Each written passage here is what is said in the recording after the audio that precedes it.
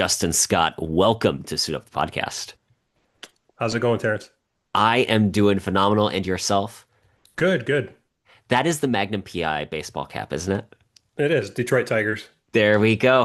What does it say about me that I know that it's the hat that he wears in Magnum PI, but I don't know what the team is offhand? Go sports. There's been a long running joke with my friends that it's sports ball. It's Sports just ball. some version of sports ball. I preferred Calvin ball myself. Deep Hmm. cut Calvin and Hobbes reference for anyone out there listening. Justin, you are known as Rogue Bond Lifestyle on Instagram. Thank you for joining me on the show today to talk about the movie that most people are not talking about this weekend. I had that moment of like surreal identity crisis when I went, we're talking The Fountain of Youth and Mission Impossible 8 comes out this weekend because that's the show that I have. Yeah, yeah, yeah.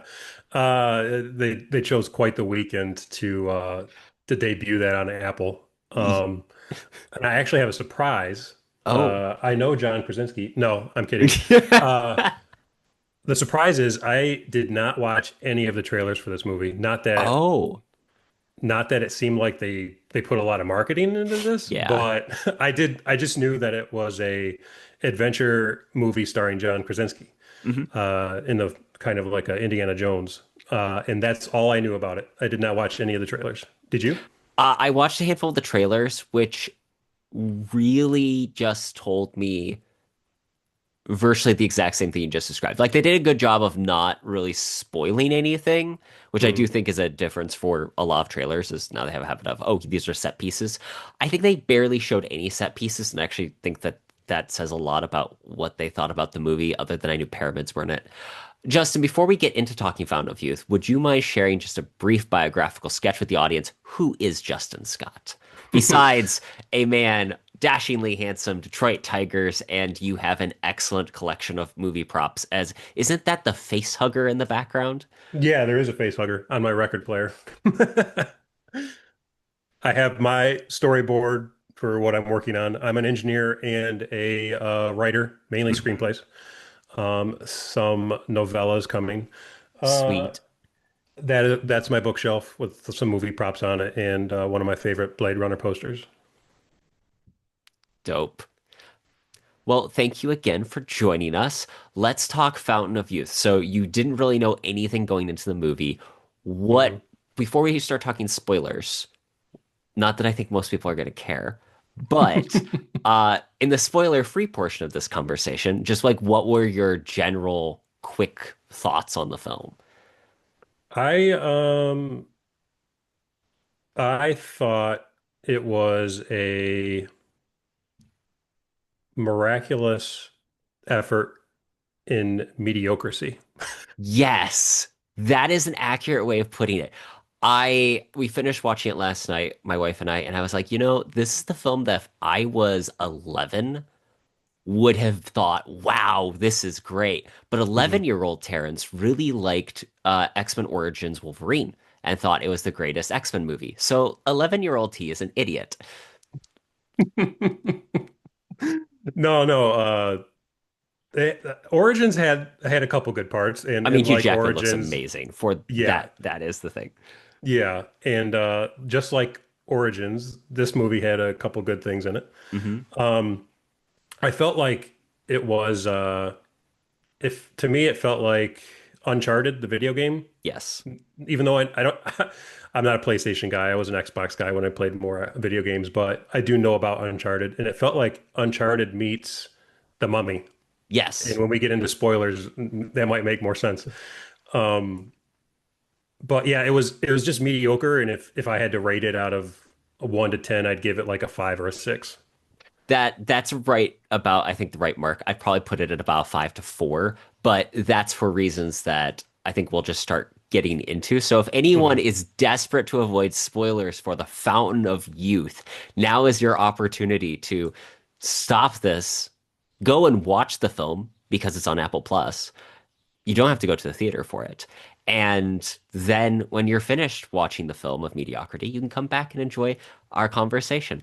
So, The Fountain of Youth, opens very much like a Guy Ritchie film. It was the title credits was the most Guy Ritchie part of this movie because Okay. I felt like it was. What's your familiarity with Guy Ritchie as a filmmaker? I have watched his Gentleman, I would just Hmm. call it a Gentleman Universe at this Yes. point.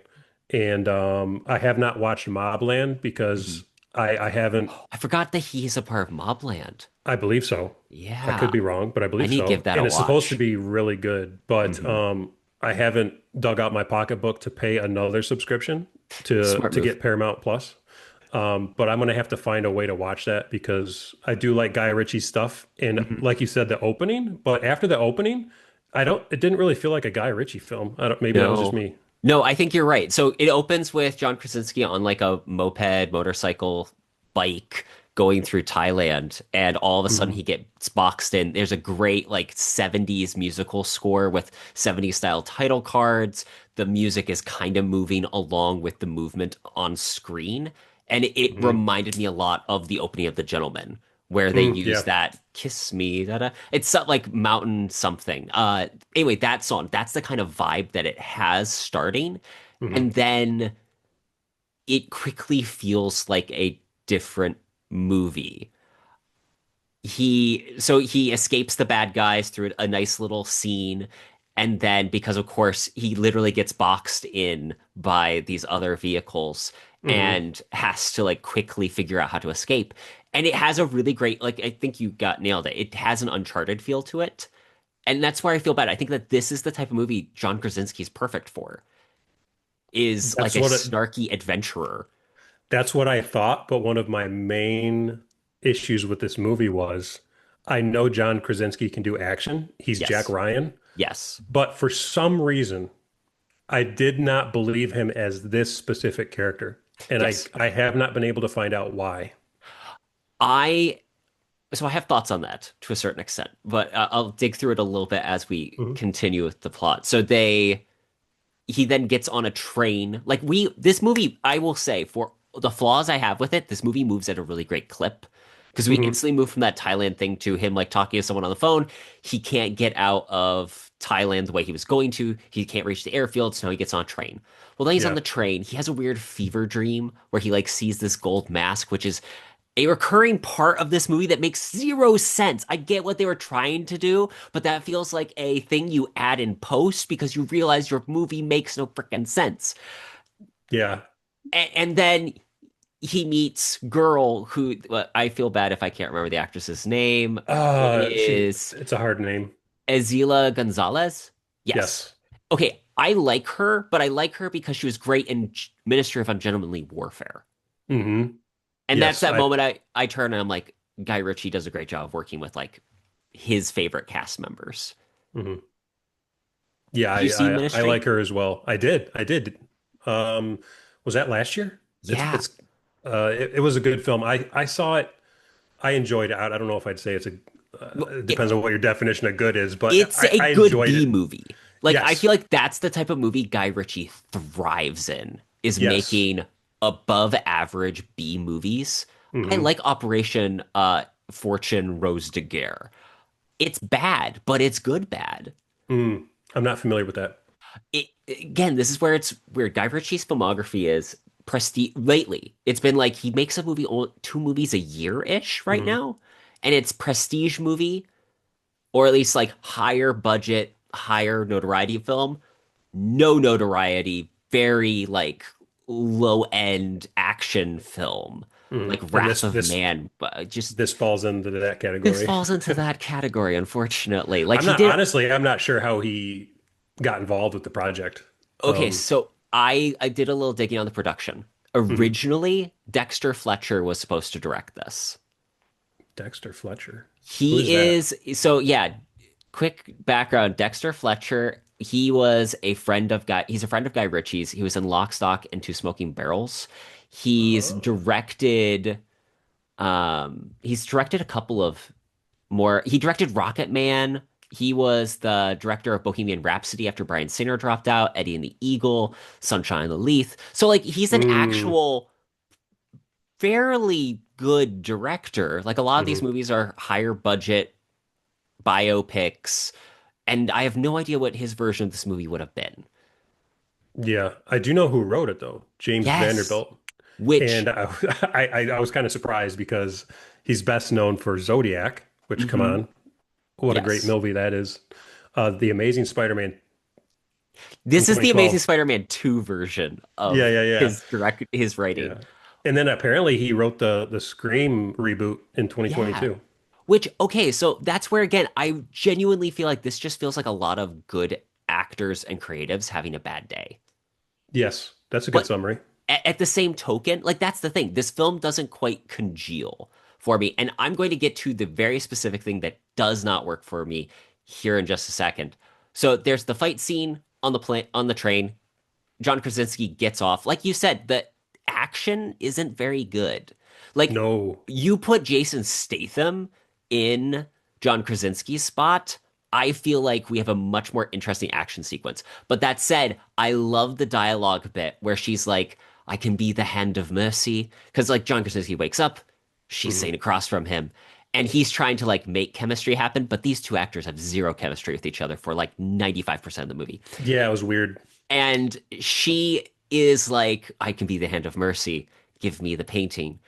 And she's like, otherwise, there's the hand of judgment. And she looks over and there's like the big brooding guys. And he's Mhm. like, I too have my bodyguards. And he like points over to like four old monks. He's like, they seem very like unassuming, but I don't want to turn these wolves upon you. I'm like, that's the type of dialogue where they're like, John Krasinski is the right actor. And Yeah, I yep. agree. The problem is, it feels disjointed with the rest of the movie that they're in. Hmm. Yeah, and that's probably one of the my favorite scenes out of the movie. And it's early on, and it's like 5 minutes tops, maybe. I feel like with it's a similar thing with Dial of Destiny to a certain extent. I feel like the opening of the film is better than the subsequent movie we watch. I did not see Dial of Destiny because that's the latest one, right? Yes. Because something just told me that I was not going to like it, and I've been afraid to watch it.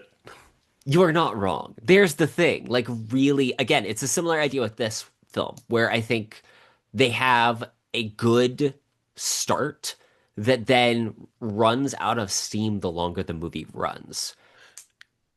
Yeah, and I guess we should just keep going through like a brief recap of the movie, maybe.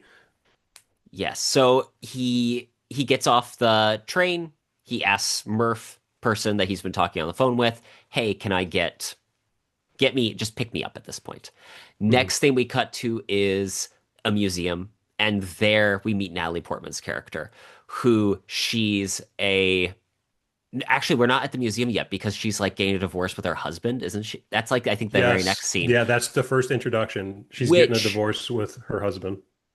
just really feels added, forced. All we really know now about her is that she's getting divorced. Her husband's a bit of a dick, and Hmm. she's kind of shrill, Yeah, which good. We do get her essential character beats right at the beginning of her introduction.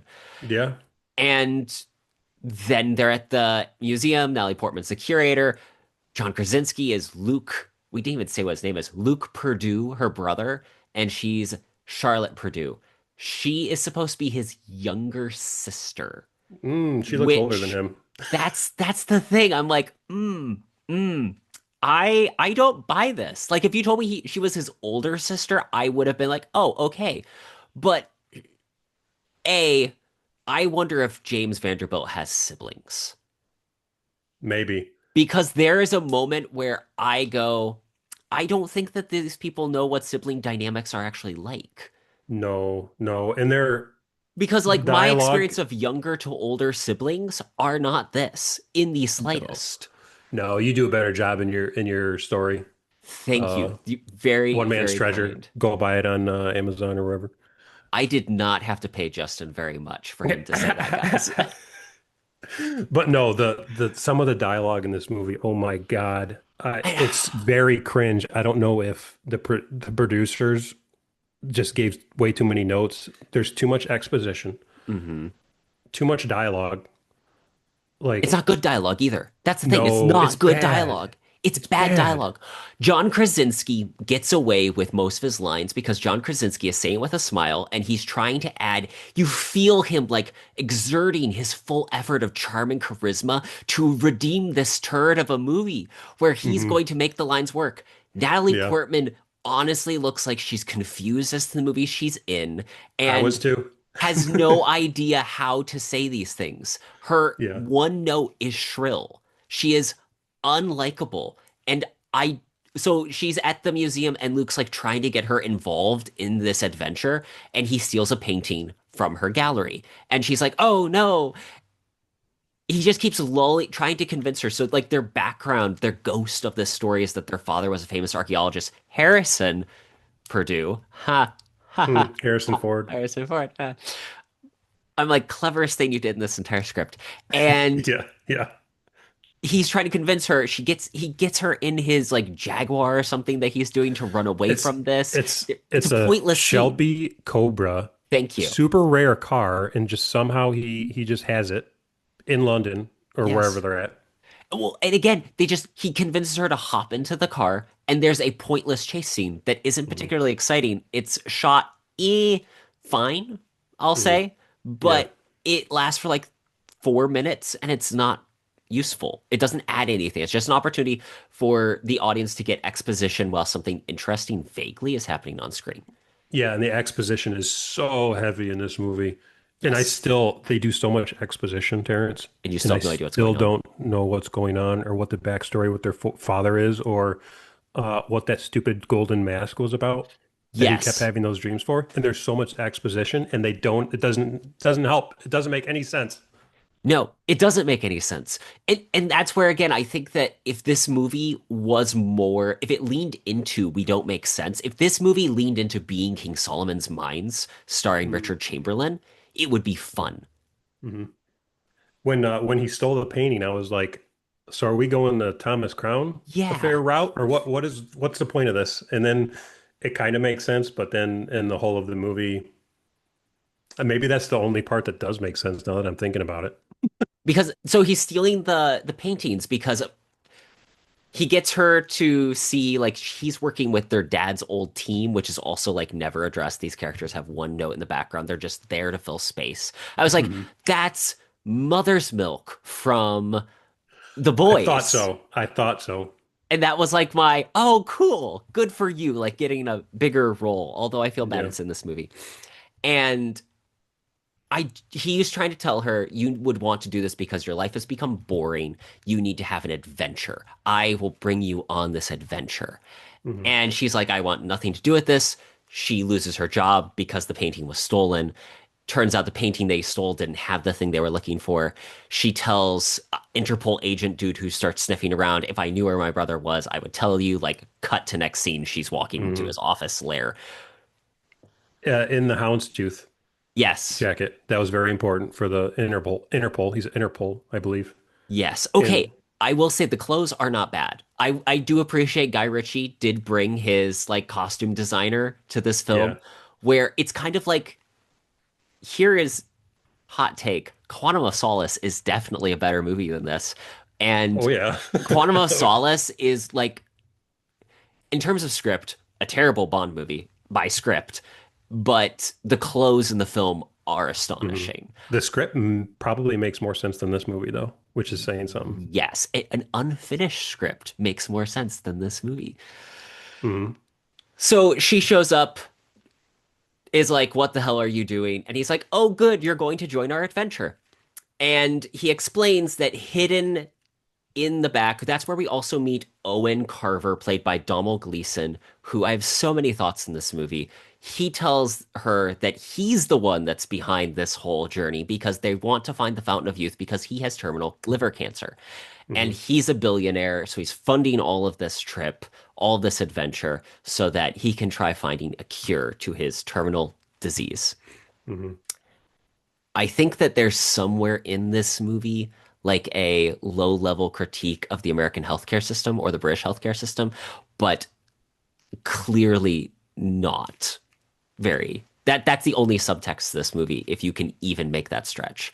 That's the other complaint I have. Yeah. There is no subtext to this movie. Everything is spoken. Everything is direct. Everything Hmm. is text, which, Hmm. again, multiple issues with. What did you Yeah. think So of Carver's introduction? at first, I thought she said Elliot Carver, James Bond connection. My wife, whenever she describes Elliot Carver, she goes, "This guy," because his keyboard typing. That's a side tangent for Bond fans. Um, but yeah, I thought his character was weird. Um, I think just to jump ahead a second, spoiler, he's the bad guy.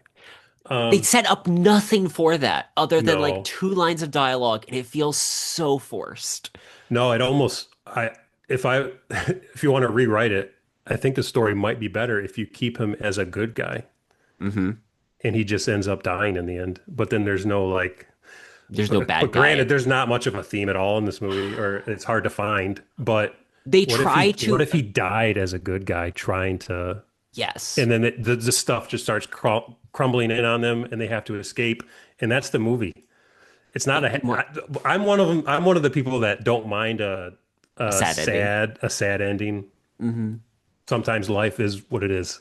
But maybe if he would have stayed a good guy, it might have been a better movie. I don't know. I'm just throwing that out there. Well, I think it would have more emotion to it Yes, because there's no emotion otherwise in this movie. there is none. So the theme that they're trying to evoke is when John Krasinski tells his sister, Dad always said it's the journey, not the Yeah. destination. Okay. Yeah. Sorry, I Which, forgot about that. well, but that's the thing. It's It's forgettable so on because the it nose. isn't, it's on the nose and it's, Genuine? it's not genuine. Like, that's the thing. Like, he says this and her critique constantly to him is, but you want the thing at the end. And he's like, no, no, I want the adventure. And he does actually seem to enjoy the adventure. So I don't Mm, understand why. And then that's where they try making all of these like weird, because he has two or three of these weird dream sequences where he seems to be obsessed with getting the thing at the end. That's where the weird mm, mask thing comes from, which is like the legendary thing his dad was looking for, which I do like that's kind of a nod to Secret of the Incas in a weird way, because that's the artifact that like they're looking for, Secret of the yeah. Incas.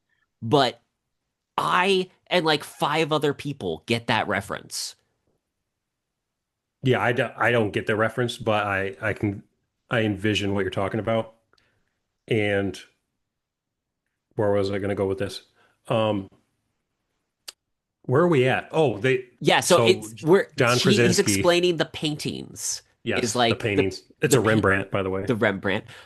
They explain the paintings and that the paintings have this hidden code in the back that are supposed to like lead to where the Fountain of Youth is because there were protectors that have been guarding this secret forever, but all of these artists decided that they were going to expose where the location was to the path. Why did the artist decide to do this and then like hide it behind these religious paintings? No one knows. And they also sneak in the idea that he somehow found one of the missing Gardner paintings, Hmm. but that's like just, oh, moving Just glossed past, over. Yeah. just glossed right over. And sorry, I keep looking down because I took analog notes. I went analog for this one. You went analog for Um, this one. yeah. The Interpol guy. Hmm. What am I? Well, I'm gonna save this for the end then. So Okay. we'll just keep continuing. So her kid gets involved because why Yes, not? because why not? Okay, so I will say that I had a note where I think this kid actually serves one good purpose in the movie. But Well, he's a so critical plot point, yes, that's the thing. He is there for plot so reasons. he has to be their writer. So the problem is the painting that he stole from her gallery didn't have the code. So they're like, "Oh, it must be fake." She goes, "Well, Rembrandt would copy some of his paintings." And Mhm. that's where we actually get to my favorite part of this movie, which is they realize of past Vanderbilt had the actual one and took it over with him on the Lusitania that sunk. Now, fun And the fact, writer is James Vanderbilt. he is one of the actual Vanderbilts. Really? Yes. Okay. So I was like, Okay. okay, I will say this makes sense that this is also the best part of the movie Hmm. because I wonder how much this was the seed that the whole film kind of grew around. Mm-hmm. Because Yeah. this one segment has the most cohesion to it, and I feel like this one segment is a short story. Yeah. Yeah. Maybe one of his grandparents was like, "Did you know your great grandfather owned a Rembrandt or whatever?" And then he was like, "I'm gonna write a story out of that and sell it to Apple." Okay, I feel a little bad. Apple does usually has been like doing lots of great prestige work, and They have. then they have this movie. Um, Side note, in regards to Apple, Shrinking. I don't know if you've watched I Shrinking haven't seen it. I keep seeing the trailers, and I'm with like, I Jason kind of want to see Segel. it. I believe it's one of the best television series on right now. Okay. I did, before watching this, I did watch the first episode of The Studio by Seth Mm, Rogen. And I am how was that? amazed that he got to make this because it's basically him just skewering the television, the Hollywood Production machine industry. as he's forced to make the Kool-Aid movie. Okay. It's on It's my list. I'll have to check it out. chef's kiss brilliant. Back to this movie. They have to go to Lusitania. And what they do in a very quick sequence is set up, they are taking out the chunk that the purser's safe was in that Hmm. had this painting hidden inside. They use those inflatable things, they cut that segment, they use inflatables to rise that segment to the surface. There is a storm on the way, so they have limited time. Hmm. And this is one of the first instances we see where Carver has to make a decision on do we wait until the storm is out or do we try rushing in and grabbing it as soon as we can? And he says, go for it. Because he Hmm. has terminal cancer. He doesn't have time for these things. And Right. then, yes. Charlotte and Luke, otherwise known as Natalie Portman and John Krasinski, they wear these cool dive suits and they like run in and they have to break open the safe. And this is the only part where I feel like they actually act like siblings and they actually Yeah. have good chemistry back and forth. And Yeah. then She finds that wine bottle, it's scotch. Scotch. She finds scotch, and that's that moment that as a scotch drinker, I'm like, oh, that looks good. Like 100-year-old bottle of Scotch that's been at the bottom of the ocean. Oh, chef's kiss. The So they get the painting. As they're getting out with the painting, a gal who is a protector, we find out that attacked John Krasinski on the train. She and her goons show up, and there's a shootout, which of course is going to start crushing the inflatables. So it starts to like dive down. There's a fight. There's some awkward attempt at chemistry between John Krasinski and Isa Gonzalez. I'm just going to call her Esme since that's the name of the character in the film. Hmm. Between Luke and Esme, there's some weird chemistry back and forth, and John Krasinski looks like he's going to let Natalie Portman die because Esme is holding like a gun to her, but he like, has a plan. He figures it out. He stops them, and then Esme falls to her death question mark, Hmm. and he and Natalie Portman escape. Again, this is actually a really thrilling set piece that has an interesting, unique idea because Hmm. it does feel like an Uncharted level in a lot of senses, Yeah. Yeah. but it's good. Like it's well written. The production design on it is great. It's tense. It's got good momentum to it. And that I feel like was the best part of the movie for my taste was this small set piece. What I were your think thoughts? I think that set piece might be. I guess that would probably be my favorite movie scene from the movie or set piece, I guess. But and I think they did most of it practical. It looked like Hmm. they had a set in water.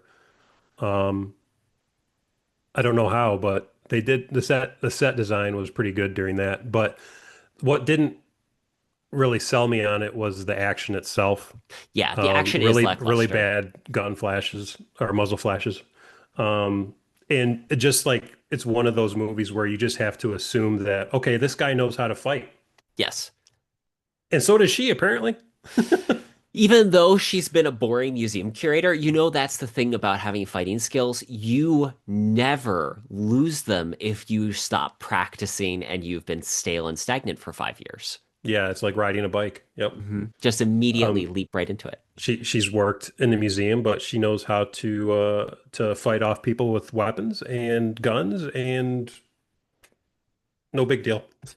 So I feel like something they didn't explore in this movie is that they're supposed to be the son and daughter of this famous archaeologist adventurer. They could have Mhm. had like a cool Venture Brothers vibe where it's Yes, this one is of my favorite shows, by the way, ever. the We watch it. writing We on it watch is it. so good. We watch it every week. It's like our Mhm. go-to. Mhm. It's fantastic. It had that potential of what is the fallout of being a the son and daughter of a famous adventurer. Yes. But they went nowhere with it. I almost feel like this would have been better as a book Yes. where they could dive into the backstory a lot more because that's what really I think destroyed this Mhm. movie was the even though they do a bunch of exposition, none of it helps and Mhm. you'd almost need more of a movie, but it's already like 2 hours long almost. 2 hours and eight And minutes. it was a slog for that 2 hours. And I had a couple Negronis. Okay, there Jeremy Johns has a rating system where he's like, the movie would be better if you were drunk. And like there are some films I genuinely think, a couple of good. I actually put Die Another Day in that category where I love that movie if I have a vodka martini in my That hand. makes sense. That makes sense. I did for one of my birthdays, I did a Die Another Day drink along game with my friends. Mm. It was amazing. I was very hungover the next day. I think her son, the kid, I don't Hmm. know the actor's name, I don't remember. I don't have it up, but he His name joins was after this. Thomas. Yes, Benjamin Chivas as Shabazz. Thomas. So Thomas I the Tank Engine. my first impression was like he's like a Tintin Yes. substitute in this Okay, I actually went Paddington, but yes, Paddington. it's the So he hat towards joins the end. oh the hat, yeah, yeah. The the hat that hat. He joins after this sinking ship sequence, which by Hmm. the way, that vault was must have been super sealed and that box for that painting not to be destroyed at all. So For very like good. 100 years underwater. Yeah. Not wet at all. So they have the painting now, and honestly, this is where I'm kind of lost as to where they even are. They're at their hideout. And because they're by the water, I just assume they're in Venice because that's like my cue Mhm. almost. But I think that they're supposed to be still in London. I think They, you're right. yeah, in London. That hideout is raided by Interpol officers by Mhm. the houndstooth Interpol agent named Jamal Abbas. Abbas. And then, because this is a dime store novel turned into a movie for no explicable reason, the Thai gangsters that Luke ripped off at the beginning of the movie and stole their painting also show up. Mhm. And what's impressive is Luke manages to convince the Thai gangsters, oh, you can see five of the paintings, but you can go all six if you let my four friends go. Mhm. And he just agrees because he's an idiot. And then, again, for reasons inexplicably, as he's walking to like reveal the painting, he just throws the music on real loud and then ducks. And then the police know now is the time for them to try fighting the Thai gangsters. Yeah. Again, it slows down and it gets very Yeah. like attempt to be Guy Ritchie-ish, but it feels like discount Guy Ritchie. Yeah, yeah, yeah, yeah. And yeah, the fact that Interpol's there to arrest him and his crew for basically stealing art and then they're in a gunfight with Thai gangsters. So you never know what you're going to get into as an Interpol agent, I guess. Yeah, every time I saw the Interpol agent on screen, all I could think was, I have I'm generally I've heard enough things about actual Interpol agents that are always like people have no idea what our actual job is because they're always like, oh, Interpol is like this super police force across all of Europe, and it's like actually our job is just to push a paper across a desk and like have local people do stuff.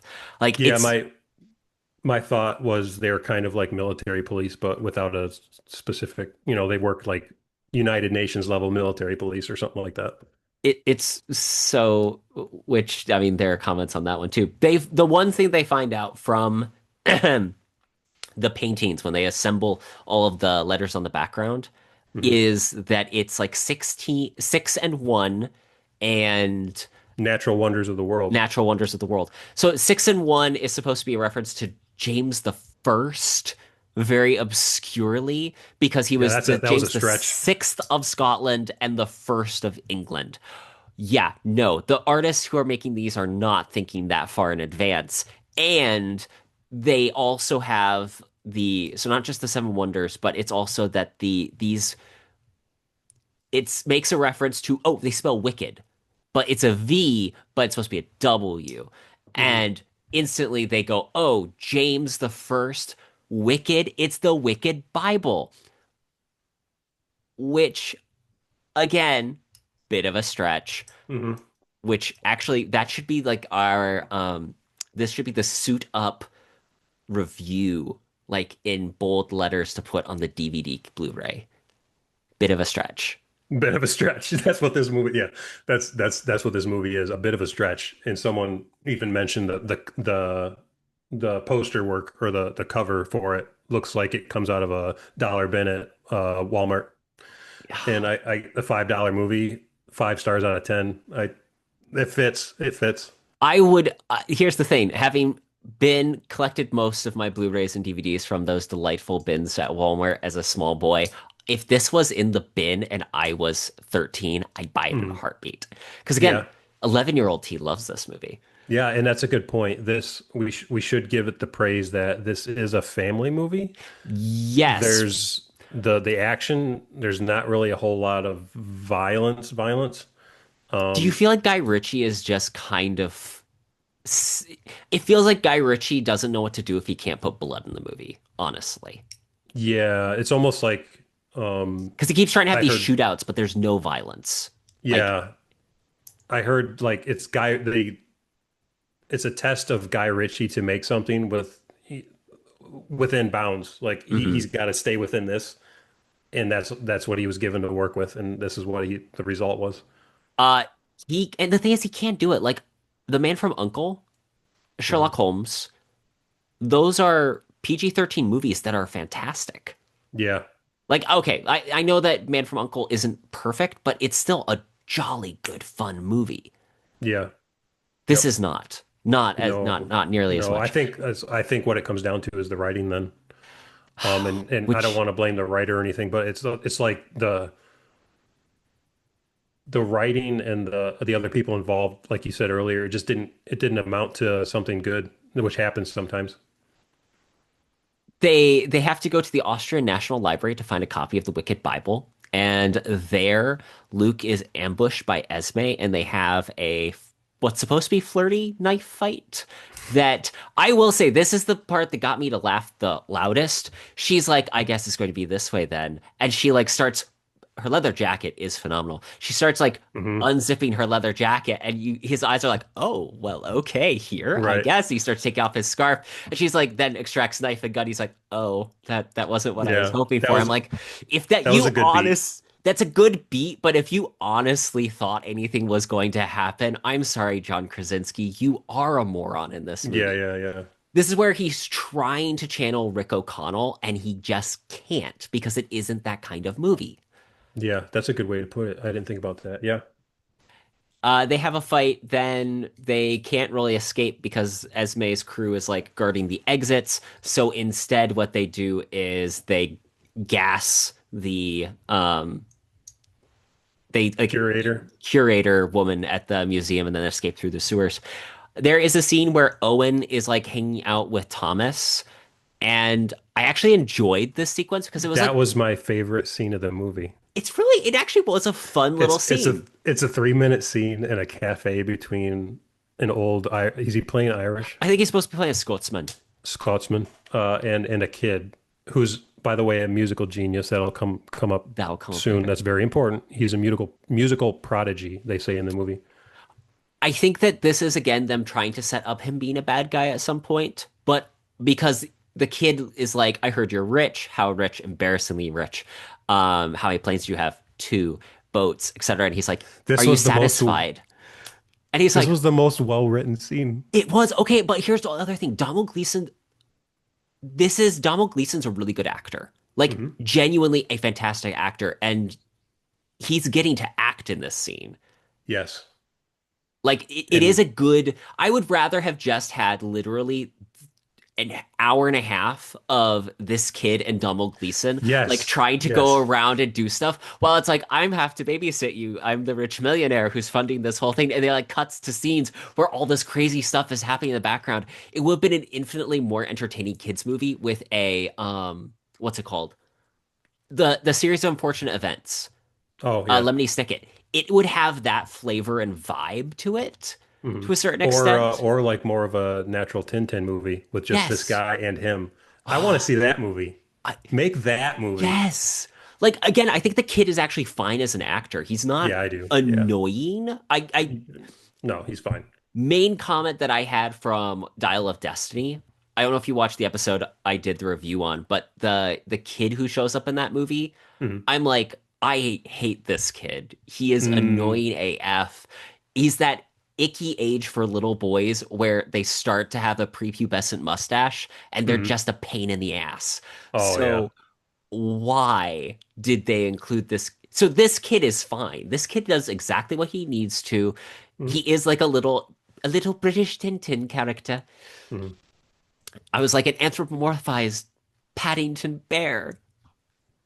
Yeah. They discover using the Wicked Bible that actually there's a this is another like ham-fisted scene at the hotel then where they can't find anything specific on the Bible, but there are there's a pattern in like the side of the Bible, and they use these complex computers to analyze these codes. And I'm like, none of this are things that people who actually wanted something to be found or leave clues would do because Yeah. computers didn't exist back then. Yeah. So And by the you way, that like what led up to this was they were trying to scan the Wicked Bible, which by the way, if for those who don't know, it's like a one-off misprint of the Bible where it's thou shall commit yes, adultery. yes. Is That's that what? it's thou Okay. shalt commit adultery. Apparently, we also found from the curator that it also says, "Behold the Lord your God and the glory of his ass." Ah, yeah, yeah, yeah. And so the Natalie Portman's character is scanning it, and it takes like 10 minutes to scan a page of the Bible, which you can scan it with your phone in 10 seconds. So that was hard to believe. But sorry, back to the hotel, which I think this is where I stepped out to get another drink because I don't I blame you. needed another drink.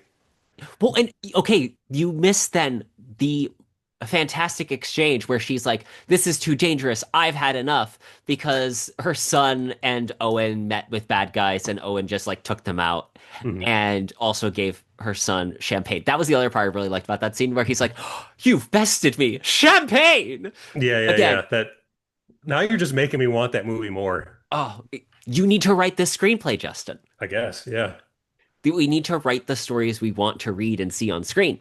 that's true. So there's this horrible exchange where Natalie Portman's like shrill and annoying, and John Krasinski's like, "Hey, let's just talk about this. We can be reasonable." And she's like gonna have none of it and just leaves. He calls her boring and that she's gotten too settled. She's like, "But you're too adventurous and risky, and Dad, there's not actually gold at the end of the rainbow."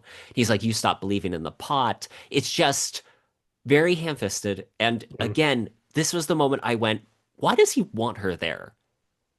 Like she's contributed a few pieces of dialogue, but she isn't someone to be fun with. If Yeah, now I that you mention it, why is she in this movie? I don't understand what Natalie Portman is a gifted actress. She is an Yeah, Oscar winner. She is competent. She is fantastic in so many movies. She can't do anything with this script. John yeah. Krasinski's bringing a level of charisma and fun to a bad script. And Hmm. Natalie Portman does not have the either has not had the interest in providing anything more or is incapable of bringing more to the script than is there. Yeah. So she Yeah, just maybe she's better at portraying what's on the script and not having to. level it up herself.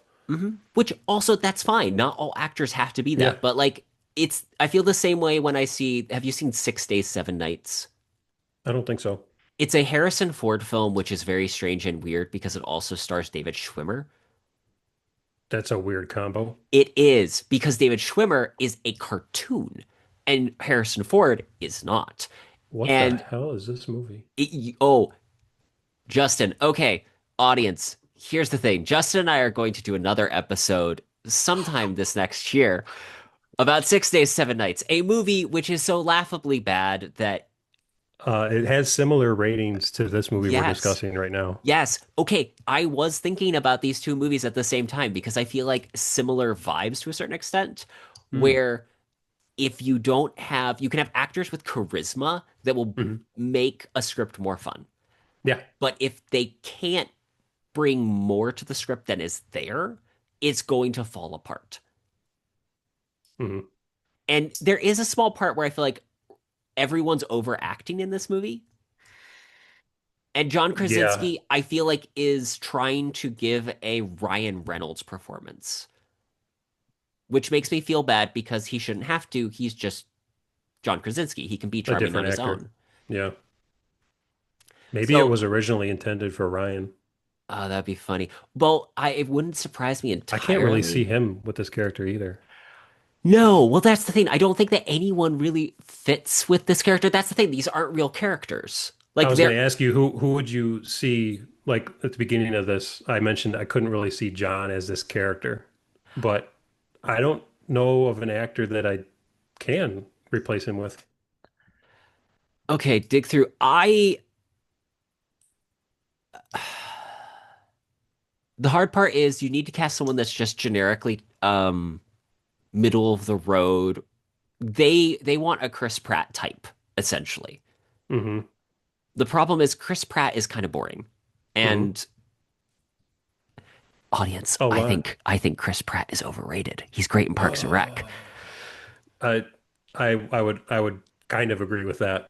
And the problem with a lot of these actors recently, the problem with these actors as a writer, no, Watch is two writers tear apart yeah, actors. yeah. Read the line the way I wrote it. No, the problem feels like the actors of this generation we're in right now, they just play the same version of themselves in every movie. People Mhm. say that about Ryan Reynolds. He's just playing Ryan Reynolds. John Krasinski sometimes, like Chris Pratt. There's a lot Mhm. of the actors feel like they're just playing every movie, they're playing almost the same version of themselves. I think that peak Brendan Fraser could have done this. Yes. That's Or who this now. movie is written for. Actually, quite frankly, yes, now. I would have loved to have seen this movie with Brendan Fraser. He's supposed to be older than Natalie Portman, right? Yeah. Which he is, so that might have worked better. That would have worked better. Oh my goodness. That is probably the cringiest part in the movie for me, honestly, is again, as someone who has siblings, okay, I'm gonna save this for my recap. Tease the audience so they keep listening to our conversation. Basically they get to the next they find out Seven Wonders, it connects it. Natalie Portman comes back. Her son is a musical prodigy. He realizes these notes are actually musical keys, Hmm. which again, and which tie to an ancient song that no one really knows, but refers to Seven Wonders. They take a map of where the Seven Wonders are. They take a map of like where all of the codes are on the back of these paintings, and they overlap except for one, which is the Pyramids of Giza. So then they go to Pyramids of Giza, and Carver has agreed to hire mercenaries to protect them as Hmm. security, which again feels like a odd choice to make. And then on the plane, Natalie Portman's like, "Do you know how he made his money? He basically did what Hitler did to the 1940s to other companies." And here's my critique on that comment. It didn't make sense to me, by the way. It doesn't make sense because at the end of the day, let's say hostile takeovers is how a company makes money. That's not something that indicatively makes a person bad. Yeah, It that's just means you're a unfortunately a side effect of businessman. business. Yeah. Like, I'm sorry, taking over other companies is part of how companies work. Hmm. So, yes, there Look up the company called McKinsey. There are ethical and unethical ways of doing it, but at the end of the day, it is business. Whereas in this, she's like making this profound statement about how he's a terrible person. And John Krasinski's like, well, I think he's just like terminally ill and wants to find the fountain of youth so that he can like not die. And she's like, I'm just afraid he's going to try selling it. Dun dun dun. Yeah, wink. So then they get to the pyramids of Giza. There's this helpful professor who then is horrified when Carver wants to start like tearing apart the pyramid to get through. And Natalie Portman's like, this isn't cool, but John Krasinski's like, oh no, it's fine, I guess. It doesn't look like they actually damaged the thing is my main issue. Like it doesn't look like it's they take away bricks, but Yeah, they there's take away like no 3 bricks. They don't damage the pyramid at all. I'm sorry. Egyptians have been damaging the pyramids far longer in far Hmm. greater ways than Yeah. they did removing 3 bricks to a passageway. Hmm. And this must have been an off day at the pyramids because it was empty. There was no visitors there. Yeah. One of the seven wonders of the world, no one's there. Hmm. And there are all these generic mercenaries just standing everywhere. I'm like, you literally just took these generic, what I will call, um, they are the same paramilitary guys that show up in every movie. They Hmm. literally went, I need one of you, one of you, one of you, one of you. You all look like you would have potentially served in the armed forces or be a mercenary. So, like, take a gun, get in line. Hmm. And you have Murph and Gal, whose name I don't even remember, Deb, because she has virtually nothing to do in this I don't movie. know their names. I don't know their names. I don't remember Because no one in this film has an actual character. Donald them. Gleason has the most character in this movie, and Yeah. that's because they tried to give him a character arc. Yeah. And for those of you who don't know, he played General Hux in Yes, the newer Star Wars movies that we will not talk about. but he was also in what I find hilarious is he was also in what's the machine movie? It won a Ex couple of Oscars. Machina. Ex Machina. Fantastic. Hmm. He's a That was brilliant a really actor. good movie. He Hmm. is gifted. He is good. Yeah. And he is bringing, again, he is doing his best to elevate the material in Hmm. almost every scene he's in. I will say this is also at the point of like 1 hour and 40 minutes and 1 hour and 20 minutes in a 2 hour movie. And this is the final act. This is the Yeah. part that sucks the worst. I can tolerate the bad stuff in the earlier part and write it off as if I was 11, I would love it. This is the point where I start losing my mind at how convoluted and frustrating it is because it's a lot of stuff without Hmm. anything actually happening. We Yeah. eventually get to where the Fountain of Youth is, and we also had a scene where Esme met with Stanley Tucci, who's like, now you Yeah. must be the hand of judgment, and he like And I gives thought her Tucci something. only, I thought Tucci only like traveled to Italy and ate food, but apparently he shows up for occasional movie roles like this for a quick I five think minutes. they were in Italy, so they literally just went, "Hey, Yeah. Stan, Hmm. I need you here for half a day filming. It's gonna be like 5 minutes of screen time. Hmm. Just I'll give you 200,000. Okay, 500,000. We'll have you done by supper. You can still make dinner tonight." Yeah. And that's where the mummy aspect of this comes in, is where you really get to see that um Esma or whatever her name is kind of like what the the fighters in the mummy that are trying to The prevent people Magi. from the Magi. Yes, thank you. For keeping people away from this, fountain of youth, or what in the case of the mummy. They get to the Fountain of Youth and they brought along one of the mercenaries. Oh, there was also a scene where they couldn't move a large object that was like stuck and people started arguing and the kid's just kind of walking around and he sees these like calypso drums. They're yeah, Calypso, or the pan drums. And he just, because he's a musical prodigy and he needs to be in this movie, he's the reason they're able to move. They move this big pillar with the power of sound, which Which is kind of a cool concept, but it the is way it plays out is just like, Deus Ex screenplay. yeah. And well, okay, so that is the one thing I was like, okay, this actually does make sense for the kid because if he's a musician and he's like 10, 11, you're bored, you're there, Hmm. you're just gonna start playing around with stuff. Hmm. So like that actually worked. Yeah. but it's still stupid. Even when it makes sense, it's kind of still stupid. That's the second quote that we put on this movie. Justin Scott, even when it makes sense, it's still It's stupid. still kind of stupid.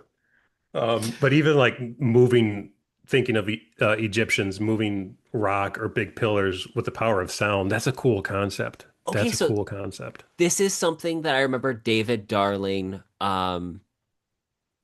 wrote about in his book. I'm trying to remember. The Egyptian Enigma was the Mm, idea of these like sound. What he had seen a documentary on like how sound was potentially gotcha. used to move stuff, and Gotcha. he So gives a whole stone singer. this was This is based based on on the something. Egyptian Okay. Enigma. David, make sure you sue Guy Ritchie and the Skydance for making this movie with your idea. And so they get down there, they have a mercenary with them. For reasons that I'm still confused about, they bring a mercenary with them. Donald Gleason has them. And then Donald Gleason is like, "Ha, yes, I'm not actually sick, but Charlotte, because she is smart and an empowered woman who is in this movie, looks at him and goes, 'You're not sick, are you?' He's like, 'We're all dying. This is the most powerful commodity on the earth,' he says. And then he goes, 'Well, we really don't know how this works, so John Krasinski, you go drink it.' He's like, 'This is for you.' And he's like, 'No, no, no, no, no.' And he shoots him In in the the arm, by the arm. way, and Yeah, it's like like up here. You could just he turn it, literally hit just that, and staunches leave. it. Yeah, It you could just leave. it reminded me of they're trying so hard in this scene. I did not want to compare this to Indiana Jones and the Last Crusade, but this is literally they tried to repeat Indiana Jones and the Last Crusade, Yes, I heard someone say it's basically The Last Crusade. but bad. Yeah, way bad. So John Krasinski gets in there, the water like starts to give him power and starts to heal him, and then he's about to drink and he sees a younger version of himself, but then he also sees his family draining the life away and he doesn't drink from it. And Because I then, think the idea yes, is behind this is whoever drinks from the fountain of youth, they have to like obviously be uh what's the word? True, hmm, um, honorable, and and in return it takes something away from you, I it believe, takes away regardless. the life from the people you love most. So Yes. here's the thing that confused me about the mechanics of this. I want to be clear. If you're a good person, you can drink from it and get life, but it takes life from other people. And that makes you good. And that makes you good. Why does this thing even exist? Like I don't know. that's the where I think we really start to fall apart is that the MacGuffin of this movie does not have clear rules. It does not have a clear concept. You pick any of the MacGuffins from the Indiana Jones films, you know what it is, even if there's a twist to it, like with Hmm. the Holy Grail, you drink from the wrong one, you die. Yeah. You still understand the basic premise of how it works and why. Hmm. The why is part of it. And then they try doing this flashback thing where also we want to point out that the Interpol agents show up and start to like fight the With the mercenaries mercenaries because they have to, because it's the third act. That was something because I wrote down in my notes. So apparently, Interpol agents who are after someone who stole art have huge budget. rules of engagement to shoot to kill Hmm. for stolen art. For stolen art. And Deb and Murph are just sitting there watching this, and she's like, "Which side are we on?" He's like, "Well, we'll see who's winning." And then they join the Interpol agents when they start losing. And that joining is basically them like taking out two dudes and then quickly getting overwhelmed. Yeah. And then who And saves them? Esma, I believe. yes. And again, it so then we get Esma and Interpol agent dude, Houndstooth, both holding like automatics and then heading down and Yeah. beating all the mercenaries on Houndstooth their would way have been down. a better name for him. Just Houndstooth. Okay, that actually does sound like a Guy Ritchie character name too. I'm gonna make a character name him Houndstooth. Please do that. He's That's a like cool name. everyone's like, and he only exclusively wears houndstooth. No, or even better, he wears bird eye or a different pattern or He wears a check, different but his pattern. name's Houndstooth. constantly correcting people. No, no, Yeah, this yeah, is Birdseye. This is yeah, yeah, Tweed. yeah. They get down there. Esme, as Donald Gleason gets in the water, he's now evil. Hmm. Lightning Lightning comes down from the comes inside, way down. down to And the what bottom beneath the pyramids. recently, I think there was a post where they found pillars or something underneath the pyramids. I don't know if that's just conspiracy stuff, but I thought they did a recent scan. But in this movie, the scan shows a tunnel that leads them down into this cavern where the Fountain of Youth is.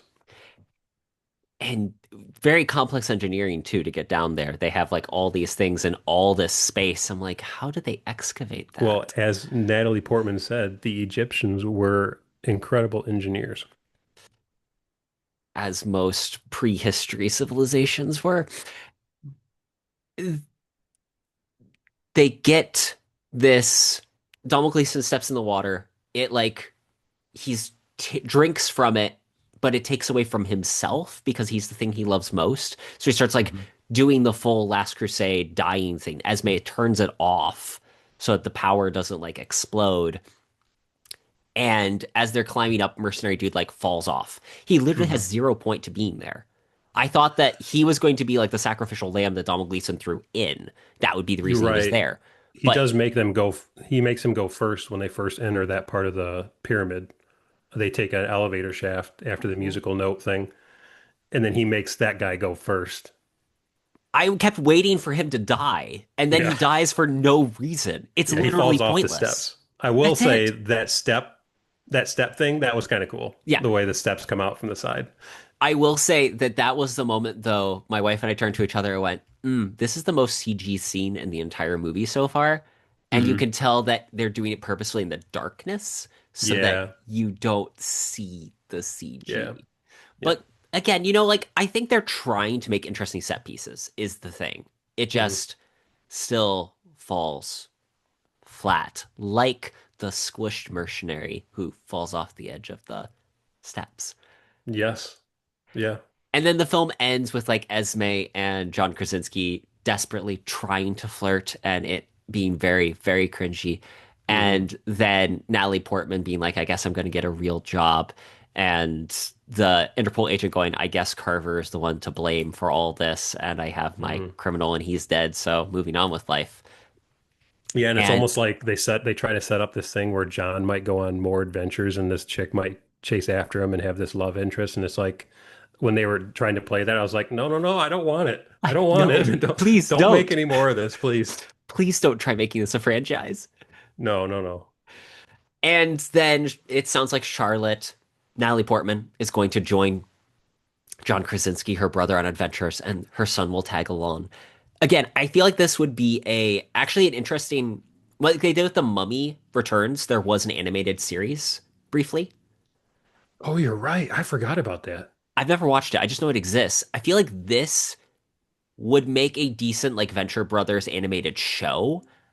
That's Hmm. maybe again, it could be for kids. Like it could be a decent Hmm. kid half-hour animated program that's Indiana Jones, the animated series, essentially, but with Isn't these that just characters. Tintin? Yes, I mean, yes, that is just Tintin. Which I still want to make a movie with that guy and the kid. It would be Oh, Owen. hilarious. Like, it's basically Peabody and Sherman. Yes. Yes. I might just have to look up that scene because that is the best scene in the movie, is that cafe scene. Just watch that. Just watch that, people. So we've complained here and there throughout this review of like what happens with our thoughts, but like, Justin, what what do you think broke in this movie? Was there one thing or was it flawed from the get-go? One of my notes halfway down watching the movie was this written by AI? Valid question. Because a lot of it feels like just generic, the amount of exposition, the way the dialogue is handled. Um, it was just like I don't want to. I don't like saying things are cringe, but it's like the whole movie almost kind of feels that way. It's like something just. It's like one of those sad things where people try to make something good and it just doesn't end up that way. Mm-hmm. And to answer your question, it might have been flawed from the beginning. I don't know. It's just nothing felt like it came together. Hmm. What about you? I I think that again, I was willing to embrace it up until about the halfway mark. Like when were you lost in the movie? I When got did the movie lost the lose you? moment we got on the plane to get to well, the moment we get to Egypt, essentially. Oh, okay. That once we hit the third act, I'm like, I can't just accept, okay, this is going to be a ridiculous movie. Hmm. That's where it pushed it just a little too far. That was the swinging on the vines of Shia LaBeouf for me, Yeah, yeah, yeah. where whatever I enjoyed about the movie was not enough to overcome what I was disliking about the movie. Yeah, I would, and if I had to pick a point, I would agree with you. It's probably the beginning of the third act where you want people engaged. This movie somehow accomplishes the opposite. Hmm. It's like I don't want to sit here and watch this anymore, man. Terrence, Terrence, you're mean. You're making me watch this. Welcome to Sue Up the Podcast. You and Scott can commiserate over watching terrible movies for me. I've okay, I've seen worse movies. I'll put it that Yes, way. But it was it enjoyable? No. So that's the I downfall. it didn't embrace the fun parts of it enough to be fun. Hmm. It Yeah. just really doubled down on the things that weren't working. That's the Yeah, that's third that's a third sad way line. to It doubles down on the things that weren't working. Wow, that's a great way to put it. And yeah, that's the third quote for the movie. I'm just Yeah. going to, throughout this next week, we're going to release each one of these posters and watch as Apple strikes me for copyright. Yeah, yeah, yeah.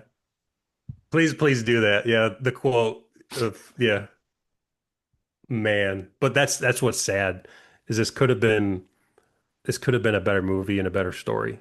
So I It's feel it's got the legs or it's got the foundation yes. for a good story, and it wasn't executed that way. Hmm.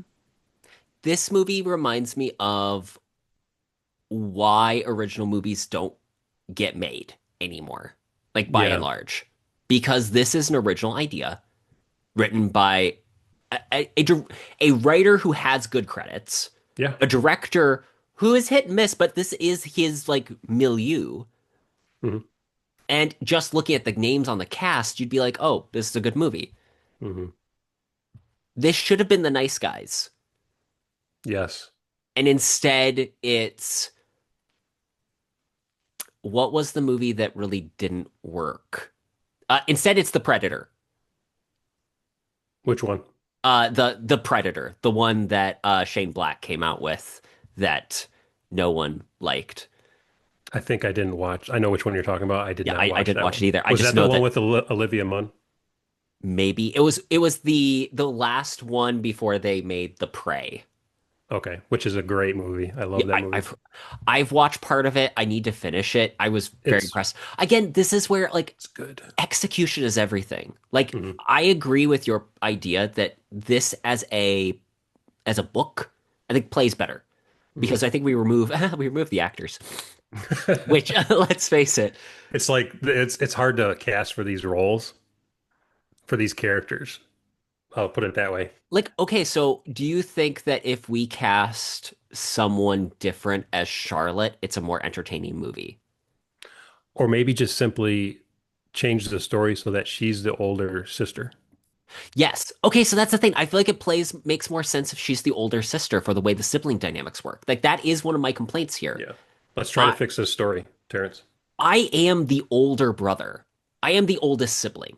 I and talking with other older siblings, I am generally aware of how that attitude is by comparison to being the second sibling. Hmm. The way these two dynamics work, John Krasinski is the younger brother, not the older brother. Yeah, that makes more sense. And that break from reality from the get-go really had me questioning this movie's internal Mm. logic. But I'm still trying to figure out the reason as to why Why she's she's there. there. That's the other part. Like she never gives enough validity for her reason to be there. It seems to be John Krasinski's like treating her like a charity case that he needs to like make amends for his previous actions by like having her there. He's trying to bring back the sense of adventure in her life when she clearly doesn't want it. And she's not Yeah, fun and to be with. that would make more sense if she was older too, Hmm. because she would have lost that sense. It would make more sense that she would have lost that sense of adventure or the desire to go on adventures. I think this film lacks subtext in every way, shape, and form, which again, animated show, like maybe that works. But for a movie you want to be a fun adventure, Mhm. no. I was No. hoping to enjoy this movie more than I did, but I Yeah, me enjoyed too. pieces of it. Again, I think that concept, I can see why it got greenlit. Mhm. Execution, I see why this is on Apple Plus and did not get a theatrical release. Yeah, and I think when it's a bad sign when the distributor only starts showing trailers like a month in advance. You Yes. know that they're not proud of what they made. And the trailers really don't do much for the film either. Like, honestly, it didn't tell me what was going on beyond these are the characters. And at Just that, like watching the story. just like watching it. Trailer, the movie. Trailer the movie, yeah. Um, yeah, it was disappointing. I was expecting more from the crew behind this. But like we said, the legs and the foundation of a good story are here, and just somehow it just didn't happen. As a screenwriter, what do you think? Like, I know when I read some books, I go, these are the missteps that I want to avoid in my writing. Was there anything in this, watching this film from a screenplay perspective, that you're like, oh, this is something I need to watch for so I don't Hmm. make this mistake? The biggest thing was the dialogue and the exposition. The whole thing, as we know, for screenwriting especially, is show don't tell. And it's like the AI that wrote this. I'm not going to be that mean, okay? But it's like they flipped that. Let's tell instead of show, but there's going to be stuff on screen. Hmm. And even when they do try to explain stuff like the father, I still don't know what that was about. Yeah, it really doesn't like it's so there's a scene where she's like, do you know why he didn't take the mask? And the John Krasinski is like, I don't know, I don't care. And And it's she's never like, paid off. because some things shouldn't be taken or something like that. Like that was his it's so vague and it doesn't make sense. His whole concept of it's the journey, not the discovery, makes Hmm. more sense. And if Yeah. they leaned into that as a overarching theme for the film, I think that's what they were shooting for, but didn't coalesce. And that leads into my point of keeping Owen as a good guy. So then the Yes. story, it's just an adventure story. Yes. And the villain is maybe their surroundings Hmm. on each of these many adventures that they go on. Many, M-I-N-I. Um, and yeah, that they just have to escape. The guy ends up dying because he took something that Shouldn't have been taken. shouldn't have been taken, just like a lot of those mythological uh, pieces in different movies like the Grail and stuff. Hmm. Nothing good usually happens when you mess with that kind of power. So they lead him there. He does it, and then it sets in a chain of events that they have to escape from, sadly. Hmm. There's a way of just making this a straight thriller where it's the scenarios that are the enemy, not Mhm. individuals. Yeah. And there's a way of making it like this. I've been back into Greek mythology recently. The Odyssey doesn't have a villain other than, in theory, the like the suitors at the end of the story. Mm.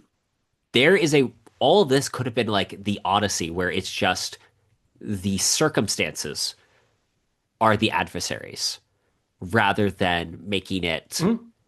a villain at the end. Yeah, And I I think mean that does play better. the villain in natural disaster movies is Yes. Mother Nature. Yeah. So the villain in adventure movies, I think, could be the environments that they're in. Hmm. Indiana I Jones and the Boulder. I originally went from thinking this was better than Uncharted at the first half of the film to going, oh, but Uncharted stuck the landing better. I was going to Uncharted mention has a that. better third act and climax.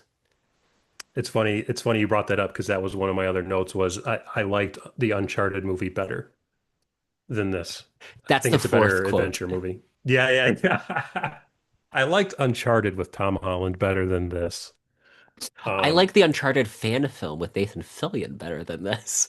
I forgot they did that. I've only seen it once, and it was when it first came out. But now that, yeah, I that feel like was Nathan good. Fillion, actually, as an actor, that would be who I think would be more entertaining to see in this role than John Yes, Krasinski. but I think it would have to be Nathan Fillion from like Castle. Firefly, Oh, well, I think or Castle like like, still could have done it. he could still do it in Castle. Yeah, yeah, I could see that.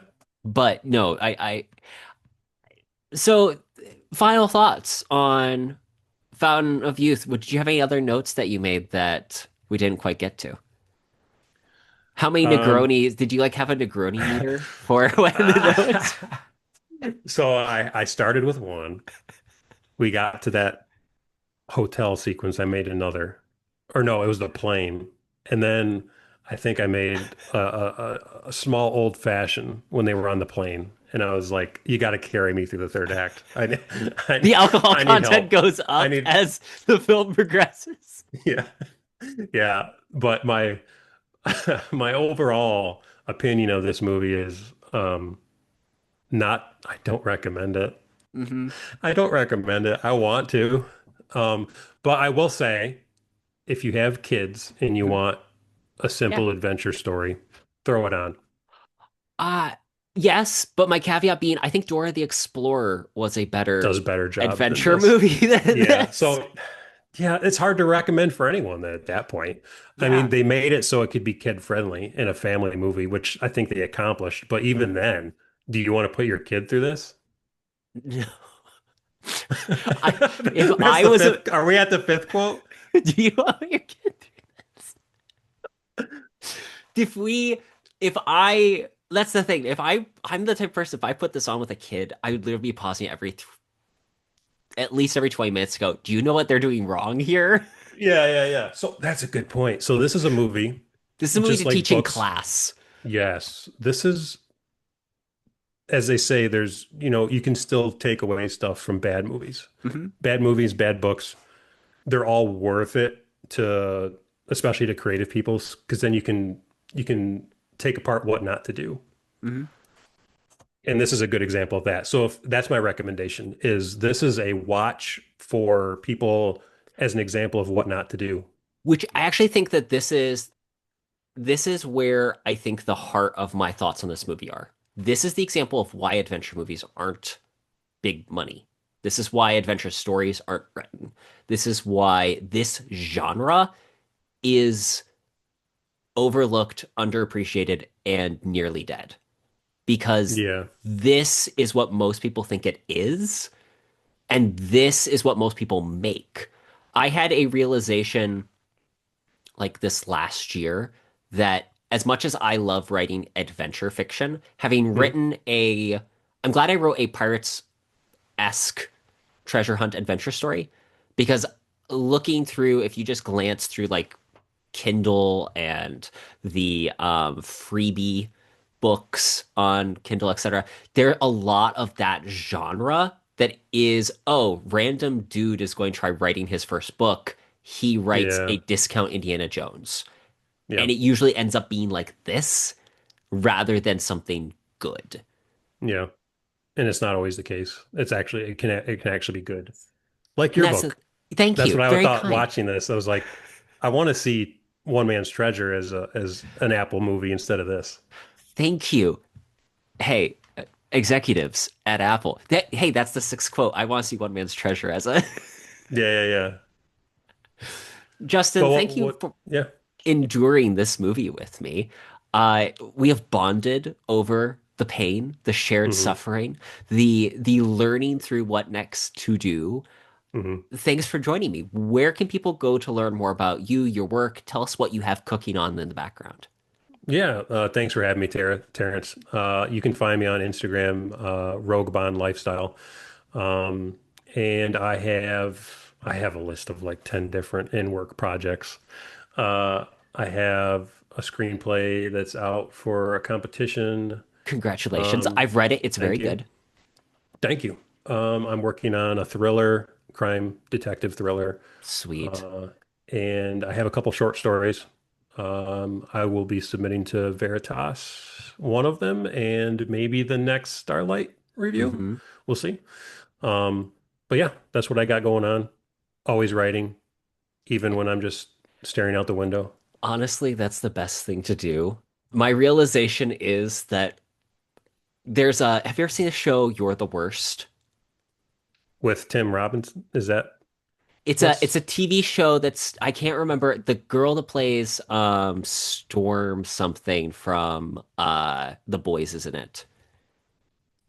Oh, I see. It's on No, I Hulu. have not seen that. Okay, so I would rank this along with It's Always Sunny in Philadelphia as Okay, a show about horrible people doing hilarious things. The gotcha. British main character is a writer, and the running gag in the show is that anytime he's doing anything that isn't writing, he's like, "It's all writing." But the hard part is that's true. It is true. It is true. My brain's Watching always this working. movie, you're still like grabbing the little writing things. Example, Mhm. World War One is in, baby. Lusitania, yes. Yeah.